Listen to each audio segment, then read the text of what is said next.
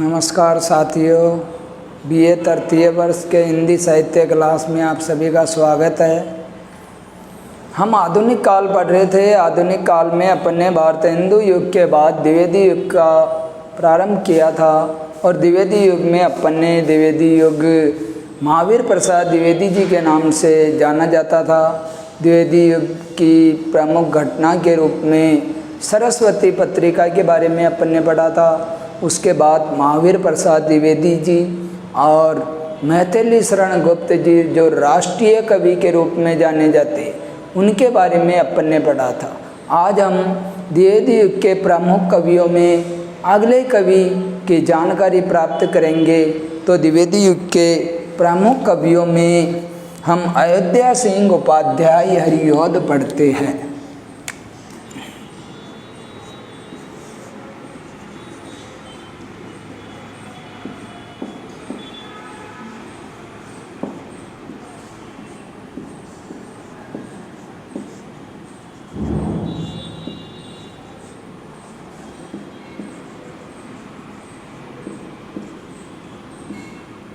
अयोध्या सिंह उपाध्याय जी का उपनाम हरिऔध भी है।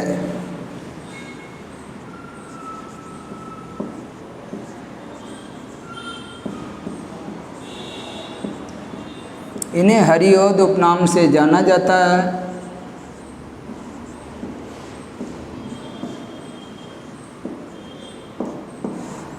(1865) में इनका जन्म हुआ और 1941 में इनकी मृत्यु हुई। हरिऔध जी हिंदी साहित्य इतिहास में द्विवेदी युग के प्रमुख कवियों के रूप में जाने जाते। हरिऔध जी का नाम खड़ी बोली के रूप में प्रमुख रूप से लिया जाता है। इन्हें खड़ी बोली में आदर के रूप में इनका नाम लिया जाता है, आदर से इन्हें जाना जाता है। तो खड़ी बोली के प्रमुख कवियों में यदि हम बात करें तो अयोध्या सिंह उपाध्याय हरिऔध जी खड़ी बोली के प्रमुख कवि है। तो खड़ी बोली में इनका नाम बड़े आदर से लिया जाता है।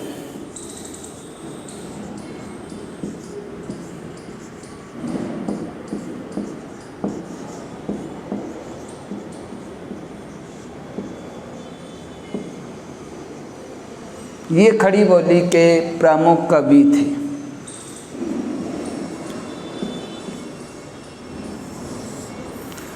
अब इन्हीं के द्वारा रचित खड़ी बोली काव्य रचना में हम बात करें तो प्रिय प्रवास,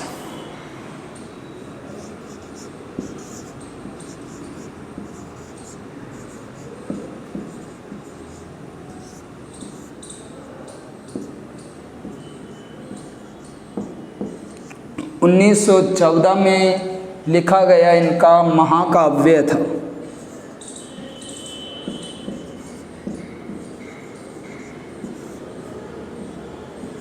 और ये खड़ी बोली का प्रथम महाकाव्य माना जाता है।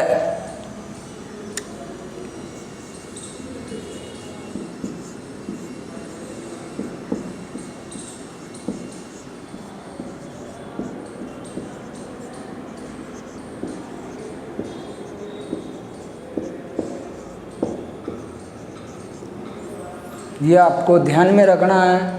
प्रिय प्रवास अयोध्या सिंह उपाध्याय जी के द्वारा रचित प्रबंध काव्य की श्रेणी में जो आता है, ये महाकाव्य है। प्रिय प्रवास महाकाव्य में 17 सर्ग है, ध्यान में रखना आप। और इसी महाकाव्य में श्री कृष्ण को अवतारी पुरुष न मान के लोक नायक के रूप में श्री कृष्ण का चरित्र चित्रण इसमें किया गया। यानी इसके प्रमुख नायक की बात करें, श्री कृष्ण हैं जो लोक नायक के रूप में जाने गए। इसी के साथ साथ इस प्रिय प्रवास महाकाव्य में हरिऔध जी ने राधा का चरित्र चित्रण भी किया है।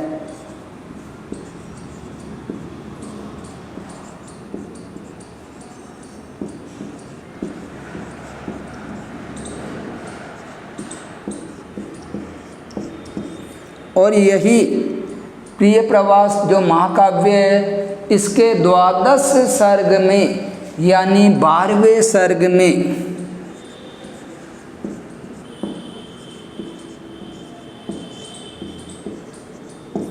इंद्र का गर्भ हरण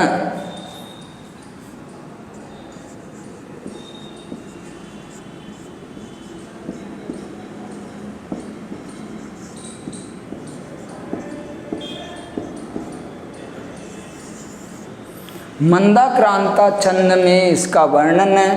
अपने पाठ्यक्रम में एक पुस्तक है आधुनिक काव्य, और अपने पहला ही पाठ है ये। अयोध्या सिंह उपाध्याय हरिओद के द्वारा रचित इंद्र का गर्भ हरण। इस अध्याय में जो 12वां सर्ग है, इसमें उद्धव के द्वारा और गोपियों के द्वारा इसका विस्तार से वर्णन किया गया है कि किस प्रकार जब श्री कृष्ण गोकुल से मथुरा जाते हैं, वहाँ उनके द्वारा उद्धव को संदेशवाहक के रूप में भेजते हैं, और वहाँ उद्धव को जो गोकुल के ग्वाल बाल गोपियाँ थी उनके द्वारा जो संदेश दिया जाता है, वो किस प्रकार उनके द्वारा किए गए कार्यों का वर्णन वो करते हैं। किस प्रकार वो बताते हैं कि जब एक बार गोकुल में इंद्र के कुपित हो जाने पे किस प्रकार श्री कृष्ण के द्वारा हमारी सहायता की गई।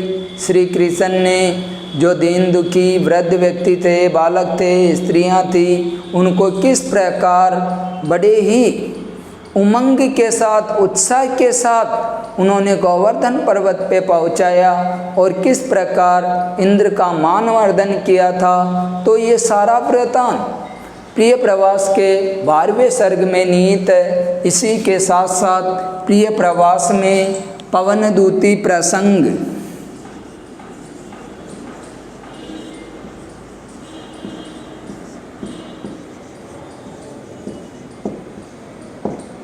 यानी जब श्री कृष्ण गोकुल को छोड़ के मथुरा चले जाते हैं, तो गोपियों के द्वारा किस प्रकार पवन को दूती के रूप में यानी संदेश वाहिका के रूप में हवा के माध्यम से वो अपना संदेश मथुरा पहुंचाती है। इसी के साथ साथ इसमें राधा श्री कृष्ण का चरित्र चित्रण है।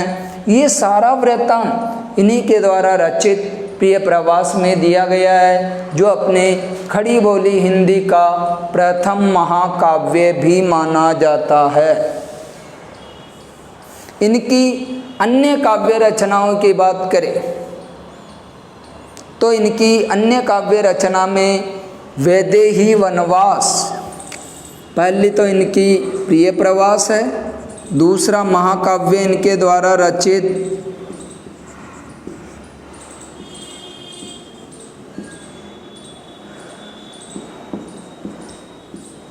वैदेही वनवास, ये भी इनके द्वारा रचित महाकाव्य है। इस महाकाव्य में वैदेही यानी जानकी सीता, यानी जब भगवान श्री राम को 14 वर्ष का वनवास प्राप्त होता है, उसके ऊपर लिखा गया महाकाव्य है ये। इसके अतिरिक्त इनकी रचनाओं में यदि अपन देखें चोखे चौपदे,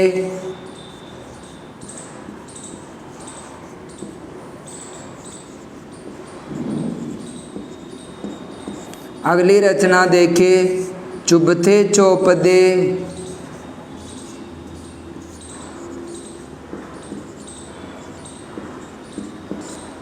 ये इनके द्वारा रचित प्रमुख रचनाएं हैं। तो आपको ध्यान में रखना है, अयोध्या सिंह उपाध्याय जी खड़ी बोली के प्रमुख कवि, इनका नाम बड़े आदर से लिया जाता है। इन्हीं के द्वारा रचित प्रिय प्रवास खड़ी बोली का प्रथम महाकाव्य है, और इसमें कृष्ण को अवतार के रूप में न मान के लोक नायक के रूप में इसमें माना है। और इनके द्वारा वैदेही वनवास महाकाव्य है, प्रिय प्रवास महाकाव्य है, चोखे चौपदे, चुबथे चौपदे इनके द्वारा रचित मुक्तक काव्य है। इसके अतिरिक्त रस कलश परिजात, ये भी इनके द्वारा रचित रचनाएं हैं। तो ये अपने अयोध्या सिंह उपाध्याय जी हरिऔध। अगले कवि की बात करें हम तो श्रीधर पाठक।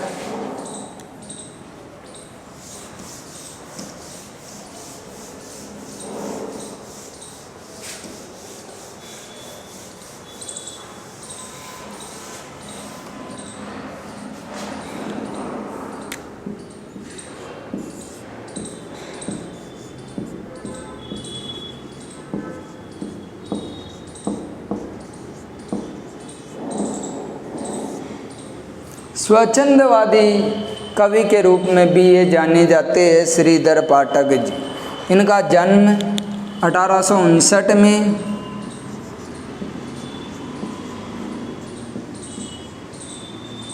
मृत्यु 1928 में। और श्रीधर पाठक स्वच्छंदवादी कवि के रूप में जाने जाते हैं। और श्रीधर पाठक जी खड़ी बोली के प्रथम कवि माने जाते। ध्यान रखना, खड़ी बोली की प्रथम रचना प्रिय प्रवास अयोध्या सिंह उपाध्याय हरिऔध जी के द्वारा रचित है, किंतु खड़ी बोली के प्रथम कवि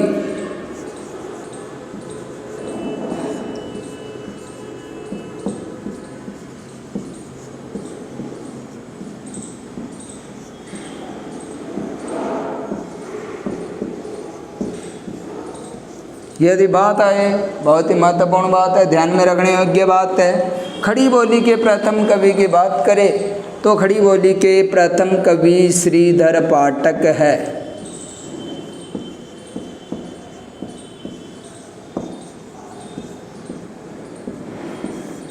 पाठक ध्यान में रखना, फाटक मत के दे देना कि श्रीधर फाटक, फाटक नहीं पाठक। तो खड़ी बोली के प्रथम कवि की बात करें तो खड़ी बोली के प्रथम कवि श्रीधर पाठक है। अब श्रीधर पाठक की अगली अपन बात करें तो ये भी स्वच्छंदवादी कवि थे। इनकी कविता का विषय देश प्रेम,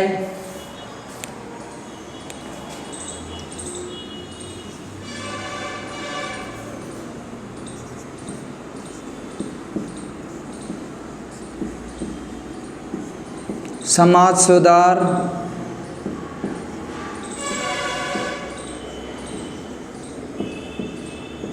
प्रकृति चित्रण,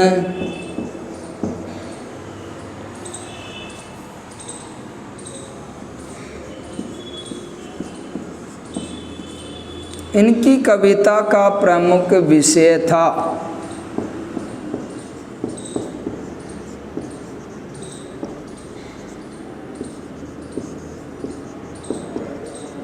यानी इन्होंने अपनी काव्य रचनाओं में देश प्रेम, समाज सुधार, प्रकृति चित्रण को महत्वपूर्ण स्थान दिया था। और श्रीधर पाठक आधुनिक काल के खड़ी बोली के कवियों के रूप में प्रथम कवि के रूप में श्रीधर पाठक का नाम लिया जाता। इनके द्वारा रचित रचनाओं की बात करें तो इनके द्वारा रचित रचनाओं में कश्मीर सुषमा, देहरादून,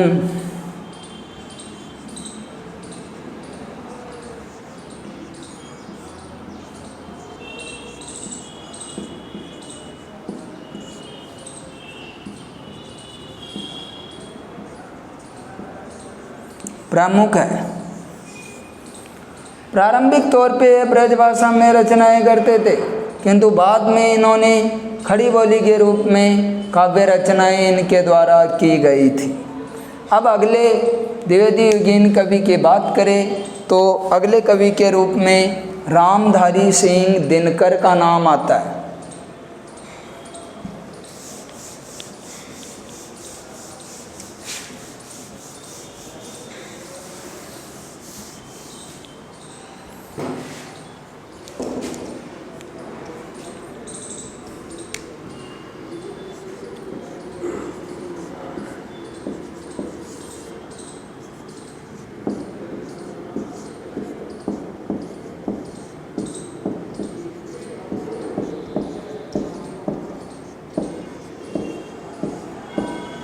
1908 में इनका जन्म हुआ, 1974 में इनकी मृत्यु हुई।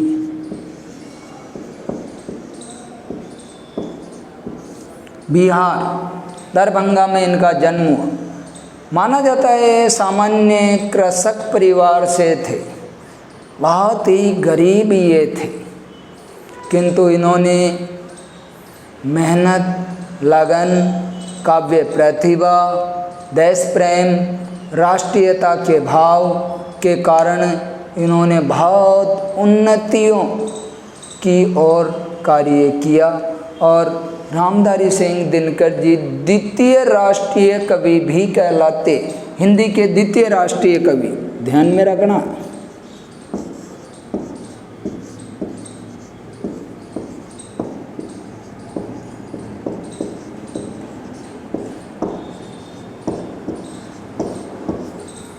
इन्हीं रामधारी सिंह दिनकर जी के लिए अपन कह सकते हैं स्वतंत्र भारत के प्रथम राष्ट्रीय कवि की बात करें तो रामधारी सिंह दिनकर जी, हिंदी के द्वितीय राष्ट्रीय कवि की बात करें तो रामधारी सिंह दिनकर जी। अगर हिंदी के राष्ट्रीय कवि की बात करें तो आपको पूर्व में ही बता दिया है, मैथिली शरण गुप्त जी हिंदी के राष्ट्रीय कवि कहलाते हैं और द्वितीय राष्ट्रीय कवि के रूप में रामधारी सिंह दिनकर जी। रामधारी सिंह दिनकर को अधैर्य,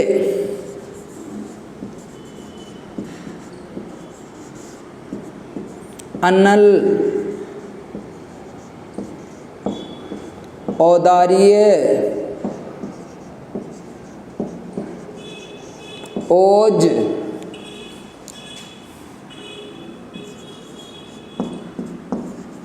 के कवि के रूप में जाना जाता है। यानी अधैर्य के कवि की बात करें तो रामधारी सिंह दिनकर जी, अनल कवि उपनाम की बात करें तो रामधारी सिंह दिनकर जी, औदार्य कवि की बात करें तो रामधारी सिंह दिनकर की, ओज रस के कवि की बात करें तो रामधारी सिंह दिनकर जी। यानी रामधारी सिंह दिनकर जी बड़े वीर रस, रौद्र रस, ओज गुण के कवि के रूप में माने जाते। इन्होंने कहा कि अत्याचार सहने वाले से बड़ा दुर्भाग्यशाली कोई नहीं होता है। इन्होंने कहा अत्याचार करने वाला गलत नहीं है, अत्याचार सहने वाला गलत है। और इन्होंने अपने अधिकार के लिए कहा कि न्यायोचित अधिकार मांगने से न मिले तो यशस्वी या तो लेते हैं लड़के या समर में मर के। यानी इन्होंने कहा कि न्यायोचित अधिकार मांगने से न मिले तो यशस्वी व्यक्ति या तो उसे समर भूमि में लड़के या मृत्यु को प्राप्त करके उसे ले लेते हैं। रामधारी सिंह दिनकर जी की बात करें तो रामधारी सिंह दिनकर जी अपने काव्य क्षेत्र में काफ़ी उच्च थे। भारत सरकार के ये हिंदी सलाहकार भी थे।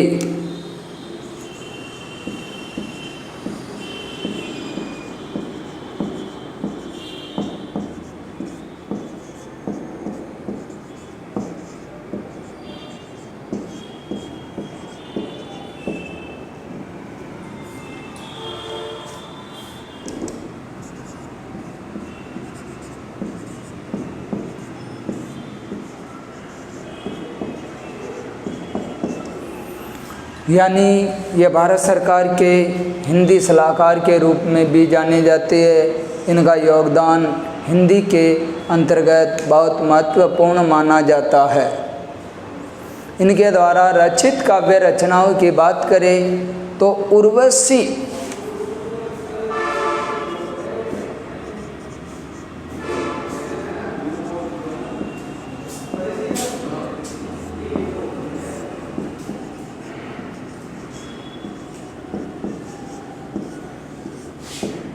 उर्वशी काव्य रचना पे इनको ज्ञानपीठ पुरस्कार प्राप्त हुआ था 1972 ईस्वी में।